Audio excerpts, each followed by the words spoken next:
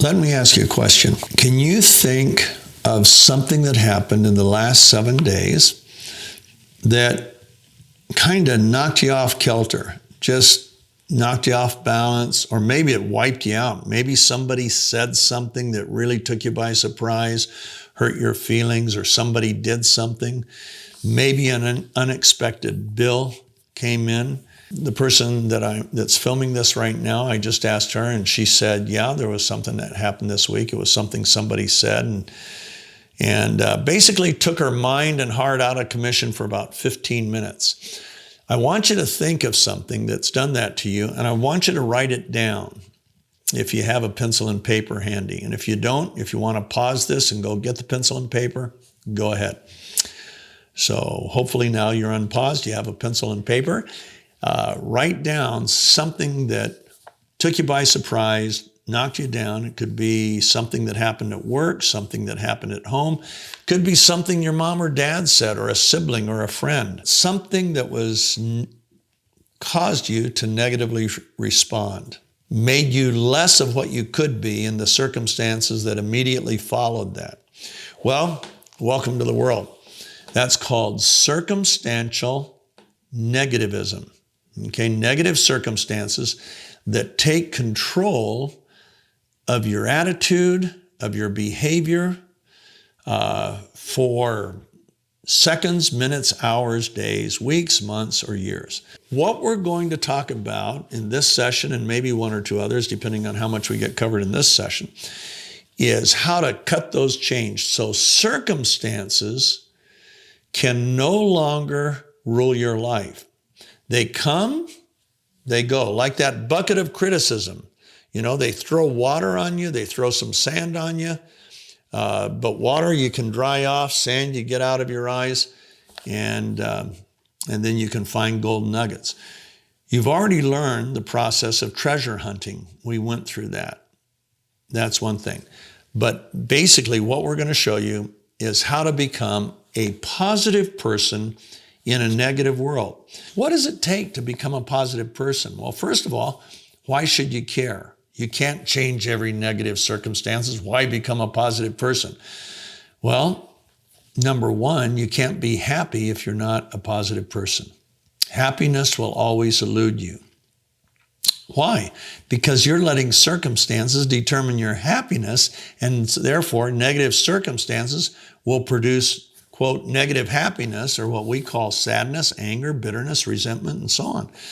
So number one, you want to become positive, a positive person for yourself. Number two, you want to become a positive person for others. You see, whether you like it or not, who you are and how you behave and the attitudes that you possess, all of those things affect other people. They affect your family.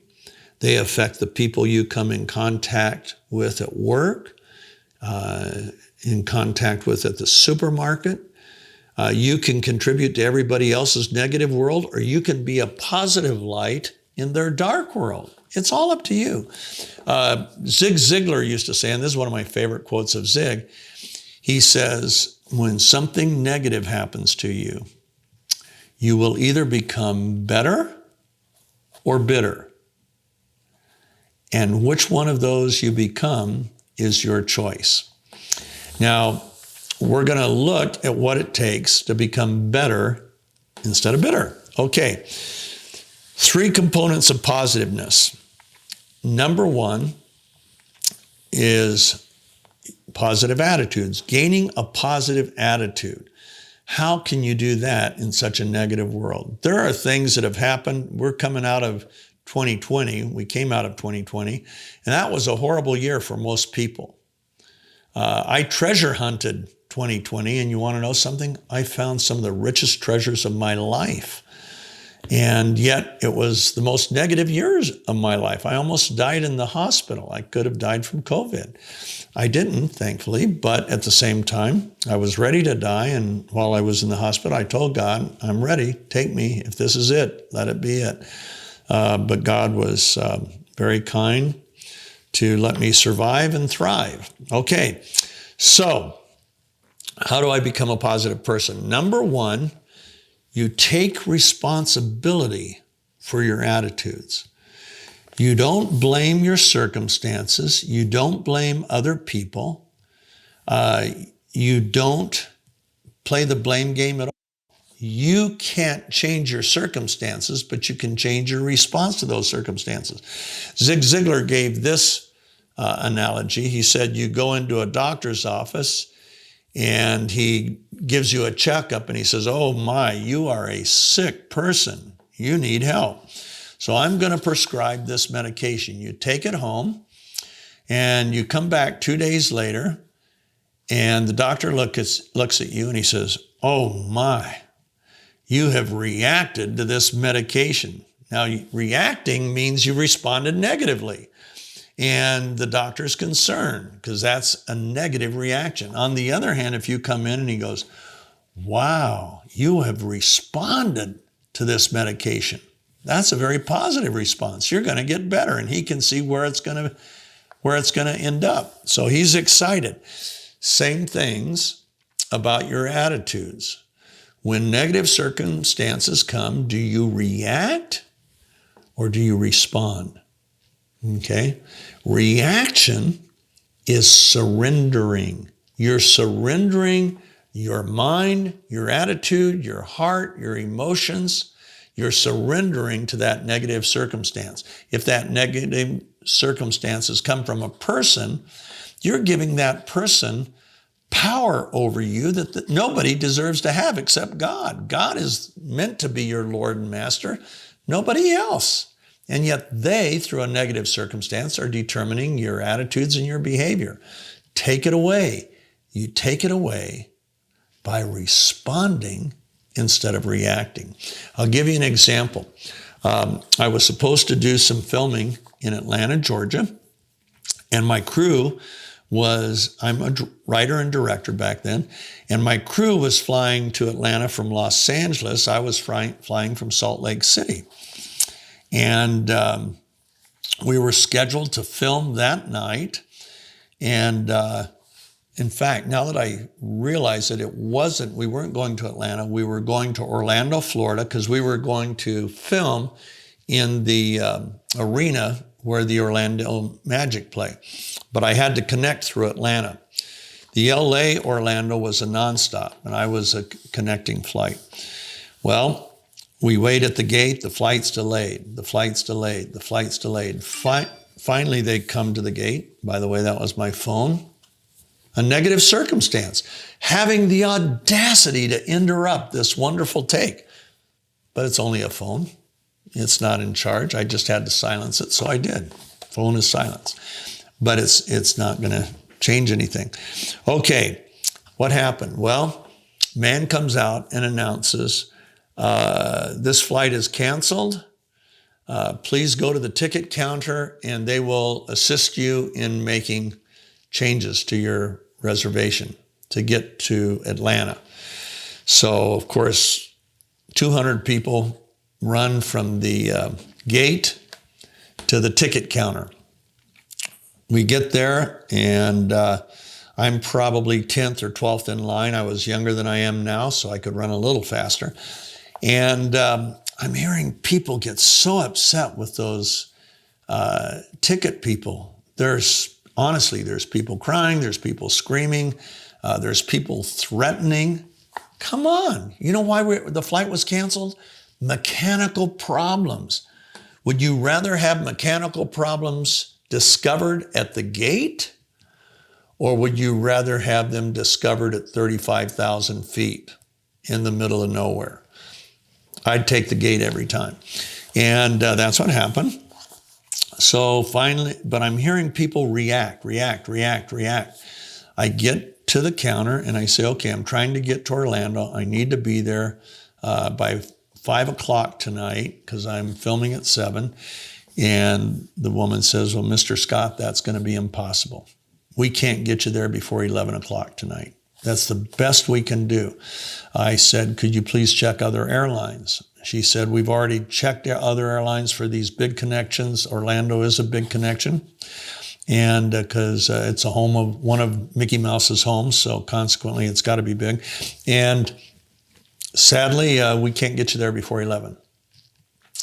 Okay, what time does that flight leave? And she told me, I think it was a 6 o'clock flight. And so I had the choice. I could be like so many people around me, react, tell them that, how would you like to be on a TV crew without a director? Who's going to direct the talent? Who's going to direct all this stuff? I didn't react. You know why?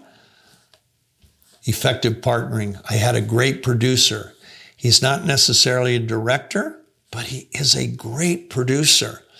So I go back to the gate where the new flight's going to take off from, and I call my producer and I said, hey, Frank, you're going to have to direct tonight. I'm not going to be there till 11 o'clock. And then I'll catch up, and tomorrow's shoot will be just fine, but we won't make tonight's. And Frank said, okay, I'll do that. I can do that. I said, thanks, Frank.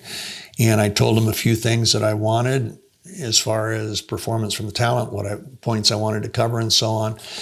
And he said, great. He took notes. Then we hung up. Guess what? Let's treasure hunt that. A young man who's been my partner in production by that time, probably for 25 years, he's now going to get a good opportunity to direct. And he will be terrific. He's meticulous. I knew it was going to turn out great. So that's great for him. What am I going to get? I was writing a book at the time. And so I was going to have time in the Sky Club to do my writing. I'll get at least 2 to 3 chapters of this new book written. And I did. And so what should have been very negative became very positive. But I never lost control because I chose to respond rather than react. You can respond to anything and you can react to anything. Responding, you're going to see positive outcomes. Reacting, your blood pressure is going to go up, your stress level is going to go up, your anger is going to grow up, your bitterness is going to go up. Okay, is that what you want? No, you want to be happy. Okay, so first and foremost, we're positive for us. We become a positive person. We become a positive person because they're much more enjoyable to be around. Think about it. You don't like being around negative people. None of us do. Okay, so number one, we take responsibility for our attitudes and for our responses. Number two, we do what we can to build strong relationships. Number three, and I love this, back before most people knew who Oprah Winfrey was, she had a little talk show in Chicago, Illinois, but she had her first interview with Barbara Walters. And Barbara asked her a question. She said, how did it feel growing up in a world of discrimination? Here's what Oprah said. I'll never forget it. I was neither a fan nor a detractor from Oprah Winfrey at the time. She answered, Barbara, I discovered very early in life that there is no discrimination against excellence.